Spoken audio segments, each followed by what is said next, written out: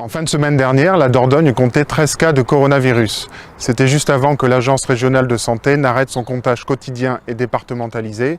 Même si ces chiffres ne reflètent que partiellement la réalité, la Dordogne n'en reste pas moins l'un des départements de Nouvelle-Aquitaine les moins touchés, avec la Charente, la Creuse et les Deux-Sèvres. En Périgord comme ailleurs, la solidarité s'est mise en route. Des entreprises donnent leur stock de masques pour les soignants.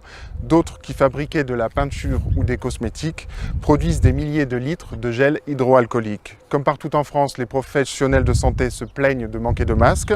Les services de l'État viennent d'achever la distribution de 100 000 masques. 100 000 autres ont été commandés par le département pour les distribuer aux aidants familiaux. Les règles de confinement se sont durcies avec la fermeture à la promenade de la voie verte, le long de la rivière dans l'agglomération de Périgueux. Mais selon l'avis même du préfet, les Périgourdins semblent faire preuve de civisme et de mesure dans leurs déplacements.